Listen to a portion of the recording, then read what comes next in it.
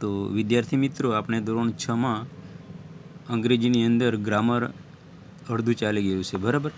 હવે ગ્રામરની અંદર આપણે છેલ્લે ઇન્ટ્રોડક્ટરી ધેર અને પ્રેપોઝિશન શીખી ગયા.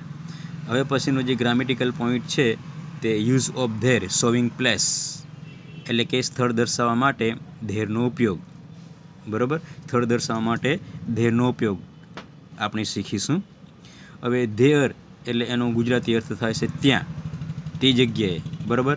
ધેર શબ્દ જ્યારે સ્થળનો નિર્દેશ કરે છે ત્યારે તે હંમેશા ક્રિયાપદ પછી જ આવે છે. ક્રિયાપદ એટલે ઇઝ, આર, વોઝ, વેર, આવા જે બધા ક્રિયાપદો છે એ ક્રિયાપદ પછી જ એ શબ્દ આવે છે. જ્યારે કોઈ વસ્તુ, વ્યક્તિ, પ્રાણી કે પક્ષી દૂર હોય છે ત્યારે તે બતાવવા માટે ધેરનો ઉપયોગ થાય છે, બરાબર. તો આ પ્રમાણે એ ધેરનો ઉપયોગ આપણે આગળ જોઈએ, ઉદાહરણ જોઈએ તો ખબર પડશે, બરાબર. હવે ઉદાહરણમાં જે પહેલું ઉદાહરણ છે, where is Mohan's new bag, કે મોહનની નવી બેગ ક્યાં છે. Mohan's new bag is there. Mohan's new bag is there, બરાબર. કે મોહનની નવી બુક, આપણે બેગ એટલે કે દફતર ત્યાં છે, અથવા એને ટૂંકમાં આપણે જવાબ આપીએ it is there. Where is Sonal. Sonal is there. Sonal ત્યાં છે, અથવા સી ઇઝ ધેર, બરાબર. Where is the dog. કૂતરો ક્યાં છે. It is there. તે ત્યાં છે, અથવા the dog is there. The dog is there. એ પ્રમાણે આપણે એનો ધેરનો ઉપયોગ કરી શકીએ. Where is the parrot. પોપટ ક્યાં છે. It is there. તે ત્યાં છે. Where are your shoes. તમારા બૂટ ક્યાં છે. My shoes are there. તો આ પ્રમાણે આપણે આ ધેરનો સ્થળ દર્શાવવા માટે ઉપયોગ કરીએ છીએ, બરાબર. અને ખાસ યાદ રાખજો, ધેર એ ક્રિયાપદ પછી જ આવે છે. તો માય હાઉસ ઇઝ ધેર, બરાબર. માય અંકલ ઇઝ ધેર, બરાબર. My school is there. તો એ પ્રમાણે આપણે વાક્ય એના બનાવી શકીએ. હવે આ આપણે ધેરની વાત થઈ. હવે ધેરમાં તમારે આ જે નોંધ છે અને વાક્ય જે છે એક્ઝામ્પલ તરીકેના, એ તમારે નોટમાં ગૃહ કાર્ય તરીકે લખવાના છે, બરાબર. હવે આપણે બીજો પોઈન્ટ છે use of past tense of to be, બરાબર. Use of past tense of to be, કે ભૂતકાળમાં ટુ બીનો ઉપયોગ. ભૂતકાળમાં ટુ બીનો ઉપયોગ. હવે એ કઈ રીતે થાય છે તે આપણે જોઈએ. ભૂતકાળમાં બની ગયેલી ક્રિયા દર્શાવવા અથવા બનાવ કે ઘટનાને દર્શાવવા માટે ભૂતકાળનો ઉપયોગ થાય છે. કે ભૂતકાળમાં બની ગયેલી ક્રિયા, બનાવ, ઘટના, બધું, બરાબર. એ બધું ભૂતકાળમાં થઈ ગયું હોય તો એના માટે આપણે ભૂતકાળ શબ્દનો ઉપયોગ કરીએ છીએ અને ભૂતકાળનો ઉપયોગ કરીએ છીએ. અહીં ટુ બીના ભૂતકાળના રૂપો વોઝ, વેર સાથે ભૂતકાળના દર્શક શબ્દો જેવા કે ભૂતકાળ સૂચવતા શબ્દો, બરાબર, જેને આપણે સમય સૂચક શબ્દ પણ કહીએ છીએ. Yesterday, last week, last Sunday, last month, last યરનો ઉપયોગ કરીએ છીએ. આ સમય સૂચક શબ્દ જેને કહીએ છીએ, અને એ પણ ભૂતકાળ પણ સૂચવે છે, બરાબર. હવે જેમ ટુ બી વર્તમાન કાળના રૂપો એમ, ઇઝ, આર, કે છે, તેમ ભૂતકાળના ટુ બીના રૂપો વોઝ અને વર છે, બરાબર. આપણે જોઈ ગયા કે જેમ જે વર્તમાન કાળના જે રૂપો છે ટુ બીના તે એમ, ઇઝ, આર છે, તો એ જ પ્રમાણે ભૂતકાળના ટુ બીના રૂપો છે વોઝ અને વેર, બરાબર. તો હવે આપણે જે ભૂતકાળના રૂપો છે, બરાબર, વોઝ અને વેર, એ ભૂતકાળના રૂપોને પુરુષવાચક સર્વનામ સાથે ઉપયોગ કઈ રીતે થાય છે તે એક કોઠા દ્વારા આપણે અહીંયા સમજાવેલું છે. આઈ વોઝ એટલે હું હતો, એનું બહુવચન છે વી વેર, અમે હતા. યુ વેર એટલે તું હતો. યુ વેર તમે હતા. હી વોઝ તે હતો. સી વોઝ તે હતી. ઇટ વોઝ તે હતું. એનું બહુવચન છે ધે વેર તેઓ હતા, બરાબર. આ પ્રમાણે આ જે ટુ બીના ભૂતકાળના રૂપો છે એ પુરુષવાચક સર્વનામ સાથે આવી રીતે વપરાય. તો એને આપણે એક્ઝામ્પલ તરીકે આનો ઉપયોગ કરીને એક્ઝામ્પલ તરીકે વાક્ય લખીએ. જો વાક્યમાં બરાબર કે વાક્ય કઈ રીતે બને તે. હવે વાક્ય હંમેશા તમારે યાદ રાખવાનું કે પહેલાં કરતા આવે, બરાબર. કરતા પછી વોસ કે વેર આવે, બરાબર. કરતા નામ હોય કાં તો એની જગ્યાએ સર્વનામ હોય, પછી વોસ એક વચન હોય તો અને વેર બહુવચન હોય તો આ પ્રમાણે એ વાક્યની શરૂઆત કરવાની છે. છેલ્લે તમારે સમયસૂચક શબ્દ જે પાસ્ટ ટેન્સ દર્શાવે છે, બરાબર, અને સમયસૂચક શબ્દ પણ છે. એક્ઝામ્પલમાં પહેલું વાક્ય છે મહેશ વોઝ હિયર યસ્ટરડે, કે મહેશ ગઈકાલે અહીં હતો. મહેશ ગઈકાલે અહીં હતો. બીજું વાક્ય છે વી વર એટ સ્કૂલ એટ 5 PM, કે અમે 5 વાગ્યે સ્કૂલમાં હતા, બરાબર. અમે 5 વાગ્યે સ્કૂલમાં હતા. પછીનું વાક્ય છે એક્ઝામ્પલ તરીકે the principal was in his office yesterday, કે પ્રિન્સિપાલ ગઈકાલે એમની ઓફિસમાં હતા. Tina was absent yesterday, Tina ગઈકાલે ગેરહાજર હતા, બરાબર. The players were on the playground, players એટલે રમનાર, ખેલાડી, બરાબર. ખેલાડીઓ રમતના મેદાન પર હતા, એવું થાય છે. હવે આજે આપણે વિધાન વાક્ય, બરાબર, એક્ઝામ્પલ તરીકે જોઈ ગયા કે ભૂતકાળને વોઝ અને વેરનો ઉપયોગ કરીને કઈ રીતે વાક્ય બને, તો એ આપણે અત્યારે આ શીખી ગયા, બરાબર. તો એ જ પ્રમાણે હવે નકાર વાક્ય બનાવવા માટે વોઝ કે વેર પછી નોટ મૂકવાથી વાક્ય નકાર બને છે. હવે આ ઉપરના જે વાક્ય છે એ જ વાક્ય આપણે નકારમાં બનાવીએ તો કઈ રીતે બને તે આપણે જોઈએ, બરાબર. મહેશ વોઝ હિયર યસ્ટરડે, આ એક વિધાન વાક્ય છે. નિયમ શું કહે છે કે વોઝ કે વેર પછી તરત નોટ મૂકવાથી વાક્ય નકાર બને છે. આ વિધાન વાક્યમાં આપેલું છે મહેશ વોઝ હિયર યસ્ટરડે, તો એનું નકાર વાક્ય જુઓ Mahesh was not here yesterday, Mahesh ગઈકાલે અહીં ન હતો. બીજું વાક્ય છે we were at school at 5 PM, કે આપણે 5 વાગ્યે સ્કૂલમાં હતા. હવે એનું નકાર વાક્ય જુઓ વી વર નોટ, બરાબર. વેર અહીંયા વોઝ પછી નોટ છે, વર પછી not, at school at 5 PM, બરાબર. તો આ પ્રમાણે તમારે નકાર વાક્ય બની શકે. ત્રીજું છે ટીના વોઝ એબસન્ટ યસ્ટરડે, વિધાન વાક્ય છે ટીના ગઈકાલે ગેરહાજર હતા. એનું નકાર વાક્ય Tina was not absent yesterday, Tina ગઈકાલે ગેરહાજર ન હતા.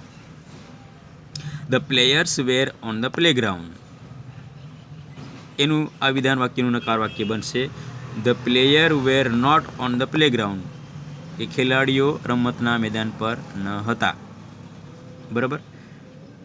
તો આ પ્રમાણે આપણે નકાર વાક્ય બનાવી શકીએ. વિધાન વાક્યમાંથી નકાર વાક્ય બનાવવું હોય તો વોઝ કે વેર પછી તરત નોટ મૂકીએ, બરાબર, તો એ નકાર વાક્ય બને છે. અને પછી વોઝ વેરનો પ્રશ્ન વાક્યમાં, ભૂતકાળમાં વોઝ વેરનો પ્રશ્ન વાક્યમાં કઈ રીતે ઉપયોગ થાય છે તે આપણે જોઈએ. વોઝ વેરમાં ભૂતકાળનો ઉપયોગ કઈ રીતે થાય છે તે. વોઝ વેરનો પ્રશ્ન વાક્યમાં ઉપયોગ વોઝ કે વેરથી પ્રશ્ન વાક્ય બનાવવા માટે વોઝ કે વેરને વાક્યની શરૂઆતમાં મૂકવામાં આવે છે, તેથી તે વાક્ય પ્રશ્ન વાક્ય બને છે. જો વિધાન વાક્યમાં વોઝ હોય તો તેને બહાર મૂકવાનું છે અને બહાર જે કરતા છે એને અંદર મૂકવાનું છે, એટલે એ વાક્ય પ્રશ્ન વાક્ય બની જાય, બરાબર. તો જો આપણે અહીંયા એક્ઝામ્પલ તરીકે મહેશ વોઝ હિયર યસ્ટરડે, આપણે જે એક્ઝામ્પલમાં વાક્ય લીધેલા છે એ જ વાક્ય, એટલે તમને વધારે ખ્યાલ આવે કે ક્યાં નકાર બનાવવા વાક્ય કઈ રીતે ઉપયોગ થાય અને પ્રશ્ન વાક્ય બનાવવા માટે કઈ રીતે થાય. એટલા માટે એના એ જ વાક્ય અહીં લીધેલા છે મહેશ વોઝ હિયર યસ્ટરડે, આ વિધાન વાક્ય છે. હવે એને આપણે પ્રશ્ન વાક્યમાં ફેરવવાનું છે, બરાબર. તો તમારે વોઝને બહાર કાઢવાનું છે અને મહેશને અંદર લઈ જવાનું છે. બરાબર. અને પાસાનું જે છે એ બેઠું મૂકવાનું છે, છેલ્લે પ્રશ્ન ચિહ્ન. Was Mahesh here yesterday?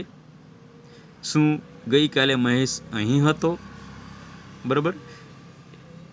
ગમે એટલા વાક્ય લખીને તમને સમજાવું એના કરતાં એક જ વાક્ય સમજવાનું છે કે વિધાન વાક્યમાંથી પ્રશ્ન વાક્યમાં ફેરવવું હોય તો શું કરવાનું તે જુઓ.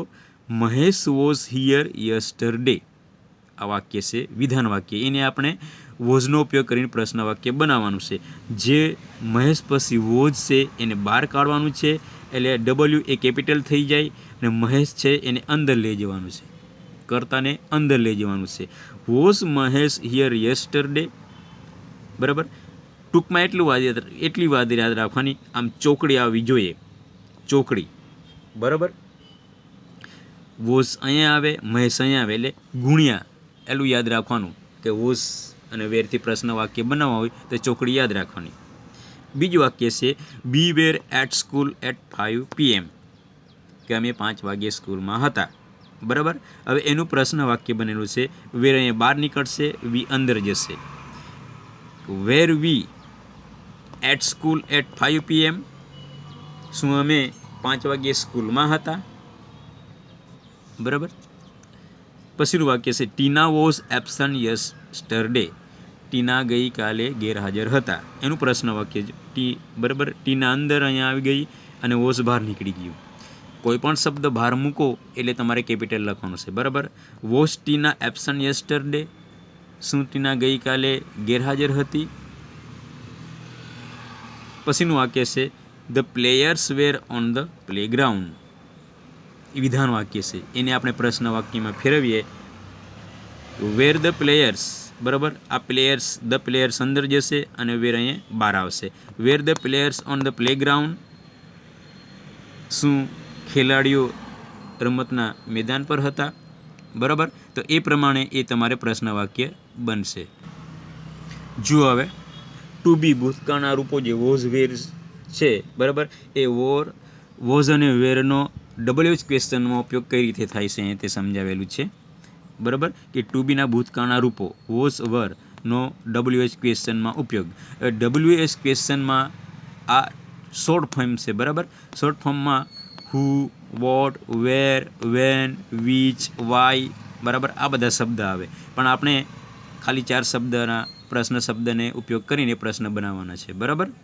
અહીંયા એક્ઝામ્પલ તરીકે આગળના જે એક્ઝામ્પલ લીધા, બરાબર, એ જ છે. તો જોઈએ. Mahesh was here yesterday. Houthi બનાવવાનો છે. પહેલો પ્રશ્ન કયા શબ્દથી? હુથી બનાવવાનો છે. અહીંયા આપેલું છે મહેશ વોઝ હિયર યસ્ટરડે. તો જ્યારે હુથી પ્રશ્ન બનાવવામાં આવે ત્યારે કર્તા જે છે એ કર્તાને કાઢી નાખવાનો, અને કર્તાને કાઢી નાખ્યા પછી એની જગ્યાએ હું મૂકી દેવાનો. બાકીની પાછળની વાક્ય રચના એની જ રાખવાની છે. અને છેલ્લે પ્રશ્ન ચિહ્ન. જો તમે જોઈ શકો મેં લાલ લીટી દોરેલી છે, એ શબ્દ કાઢી નાખવાનો, મતલબ કર્તા જે છે એને કાઢી નાખવાનો. Who was here yesterday? કે ગઈકાલે અહીં કોણ હતું? બરાબર. ગઈકાલે અહીં કોણ હતો? પહેલો શબ્દ પ્રશ્ન વાક્ય બની ગયું. બરાબર. હુથી જ્યારે પ્રશ્ન વાક્ય બનાવવું હોય તો કર્તાને કાઢી નાખવાનો અને બાકીની વાક્ય રચના સેમ રાખવાની અને છેલ્લે પ્રશ્ન ચિહ્ન. જો મહેશ છે, મહેશને કાઢી નાખીને આપણે હું મૂકી દીધું. ઘણા વિદ્યાર્થીઓ હું પણ મૂકે છે અને કર્તાને પણ મૂકે છે, એટલે આ બેમાંથી બંને નહીં આવી શકે પ્રશ્ન વાક્યમાં. એટલે પ્રશ્ન વાક્ય બનો એટલે કર્તાને કાઢીને હું મૂકવાનું છે. હુ વોઝ હિયર યસ્ટરડે અને છેલ્લે પ્રશ્ન ચિહ્ન. હવે બીજું વાક્ય આપણને સમજાવેલું છે કે there was a duster on the table. કે ટેબલની ઉપર એક ડસ્ટર છે. આપણે વોટથી બનાવવાનું છે. બરાબર. વોટથી જ્યારે સવાલ બનાવવાનો હોય ત્યારે અંદર વસ્તુ ક્યાં છે તે શોધવાની, અને પ્રશ્ન વાક્ય બનાવો તો એ વસ્તુનું નામ આવવું જોઈએ નહીં. અહીં શું કહેવામાં આવ્યું છે કે there was a duster on the table. મેં અંડરલાઇન કરેલી છે. બરાબર. અહીં એ ડસ્ટરની વાત રજૂ કરેલી છે. તો આપણે એનો પ્રશ્ન વાક્ય બનાવીએ. જ્યારે પ્રશ્ન વાક્ય વોટથી બને ત્યારે આ વસ્તુનું નામ એ પ્રશ્ન વાક્યમાં આવવું જોઈએ નહીં. What was there on the table? કે ટેબલ ઉપર શું છે? What was there on the table, table ઉપર શું છે, પ્રશ્ન ચિહ્ન, બરાબર. પછીનું એક્ઝામ્પલ છે વી વર એટ સ્કૂલ એટ 5 PM, બરાબર. કૌંસમાં વેર શબ્દ આપેલો છે. હવે વેર એટલે એ સ્થળદર્શક શબ્દ છે. તો સ્થળદર્શક શબ્દ વાક્યમાં ક્યાં છે? વિધાન વાક્યમાં સ્કૂલ, બરાબર. એટ ધ સ્કૂલ એ સ્થળદર્શક શબ્દ છે. કેમ કે વેરથી સવાલ બનાવવાનો છે. જ્યારે વેરથી સવાલ બનાવો ત્યારે સવાલની અંદર આ શબ્દ આવવો જોઈએ નહીં, બરાબર. સવાલની અંદર આ જે સ્કૂલ શબ્દ છે એ આવવો જોઈએ નહીં. પછી તમે વેર બી મૂકો અને આ બી મૂકો પ્રશ્ન વાક્યમાં, એટલે તમારું પ્રશ્ન વાક્ય ખોટું કહેવાય. જો એને પ્રશ્ન વાક્યમાં કઈ રીતે ઉપયોગ થાય છે, બરાબર. વેર વર વી એટ 5 PM, કે 5 વાગ્યે આપણે ક્યાં હતા. વી વર વી એટ 5 PM, કે 5 વાગ્યે આપણે ક્યાં હતા, બરાબર. પછીનું એક્ઝામ્પલ છે ટીના વોઝ એબસન્ટ યસ્ટરડે, ટીના ગઈકાલે ગેરહાજર હતા. વેનથી સવાલ પૂછવાનો છે, બનાવવાનો છે. હવે વેન એટલે ક્યારે. હવે આ વિધાન વાક્યમાં ક્યારે શબ્દનો એટલે કે યસ્ટરડે, ગઈકાલે. યસ્ટરડે એટલે ગઈકાલે. તો જ્યારે પ્રશ્ન વેનથી તમે બનાવો છો ત્યારે યસ્ટરડે શબ્દ આવવો જોઈએ નહીં. મેં અંડરલાઇન કરેલ છે, બરાબર.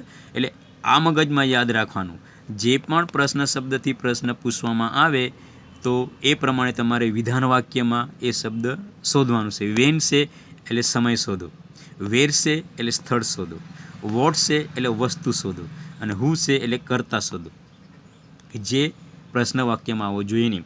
અહીંયા ટીના વોઝ એબસન્ટ યસ્ટરડે, કૌંસમાં વેનથી આપણે પ્રશ્ન બનાવવાનો છે. વેન વોઝ ટીના એબસન્ટ, કે ટીના ગેરહાજર ક્યારે હતા. વેન વોઝ ટીના એબસન્ટ, કે ટીના ગેરહાજર ક્યારે હતા. તો યસ્ટરડે, ગઈકાલે. આ એનો જવાબ, બરાબર. એ પ્રમાણે તમારે આ WH ક્વેશ્ચનની અંદર પ્રશ્ન બનાવવાના છે. કેમ આ જે એક્ઝામ્પલ આપેલા છે એ બધી એક્ટિવિટી અંદર છે, એટલે તમારે બરાબર ધ્યાન આપવાનું છે, બરાબર. કે જેટલા પણ તમને એક્ઝામ્પલ આપેલા છે એટલી બધી એક્ટિવિટી આપણે કરવાની છે અને તમારે જાતે કરવાની છે, એટલે બરાબર ધ્યાન આપજો. હવે જુઓ તમે કે ટુ બી ભૂતકાળના રૂપ વોઝ વરથી પ્રશ્ન પૂછવામાં આવે છે ત્યારે તેનો જવાબ નીચે પ્રમાણે આપી શકાય.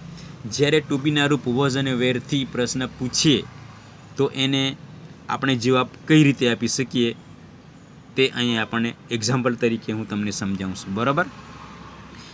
એક્ઝામ્પલમાં જુઓ, Ajay was at the market yesterday.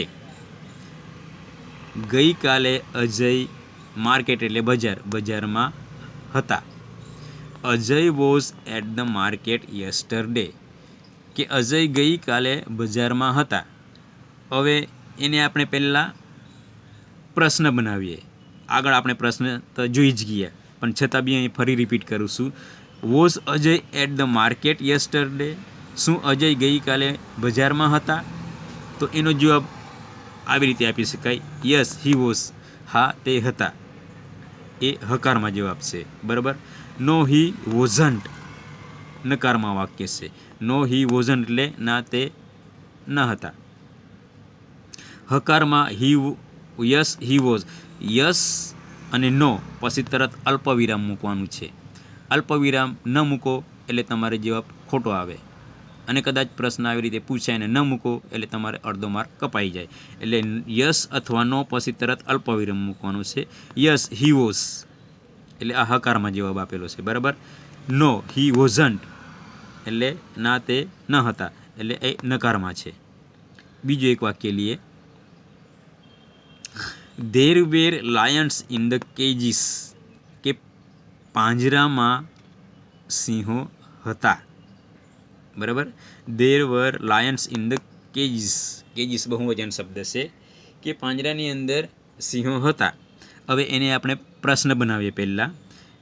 Wear there lions in the cages, કે પાંજરાની અંદર સિંહો હતા, પાંજરામાં સિંહો હતા. યસ ધેર વેર, હા હતા. હકારમાં બરાબર, હકારમાં જવાબ છે યસ ધેર વેર. અને નકારમાં આપીએ તો નો ધેર વેરન્ટ, એટલે આ નકારમાં થઈ ગયો. તો એ પ્રમાણે તમારે આવી રીતે પ્રશ્ન પૂછાય બરાબર, વેરથી કે વોઝથી પૂછાય તો એને યસમાં કઈ રીતે જવાબ આપવાનો અને નોમાં કઈ રીતે આપવાનો તે આપણે અહીંયા શીખી ગયા બરાબર. હવે વોઝ નોટનું ટૂંકું રૂપ વોઝન્ટ થાય છે. વોઝ નોટ મૂકો અથવા વોઝન મૂકો બરાબર, વોઝ નોટ મૂકો અથવા વોઝન્ટ મૂકો, ગમે તે મૂકો તો એ તમારું સાચું જ કહેવાશે. વેર નોટનું ટૂંકું રૂપ વેરન્ટ થાય છે બરાબર. તો એ પ્રમાણે તમારે આનો જવાબ આપી શકાય. તો આ જે બી કંઈક અત્યાર સુધી આપણે આ ચલાવ્યું એ બધું જ તમારે ગૃહ કાર્યમાં લખવાનું છે, બેઠું ઉતારવાનું છે નોટમાં.